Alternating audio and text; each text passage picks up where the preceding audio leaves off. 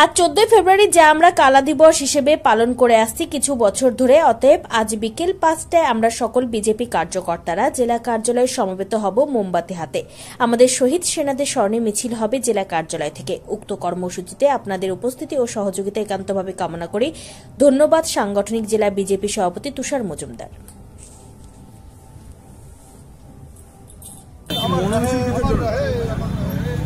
আজকের এই দিনে পুলওয়ামায় যে জঙ্গি হানা হয়েছিল, সেই জঙ্গি হানায় আমাদের ভারতবর্ষের বীর যোদ্ধা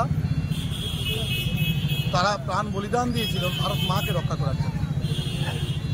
আর ভারত মাকে রক্ষা করার জন্য এবং ভারতবর্ষের শিশু সন্তান তাদেরকে আমরা প্রতি বছর এই দিনে আমরা স্মরণ করি।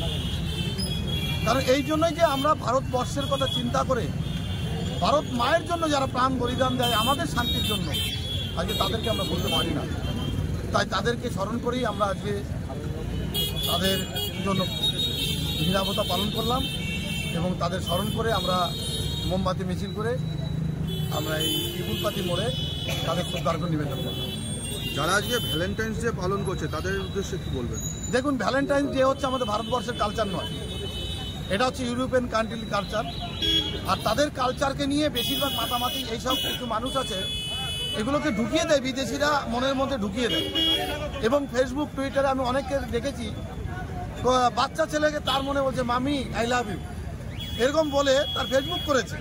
কিন্তু সে সময় এটা বোঝাচ্ছে না যে বাবা এটা নয়, এটাই আমাদের ভারতবর্ষের কালচার, যে ভারত মায়ের জন্য যারা প্রাণ বলিদান দিয়েছে তাদেরকে স্মরণ করা আমাদের দায়িত্ব এবং ভারতবর্ষের কালচারকে আমাদের পালন করা কর্তব্য।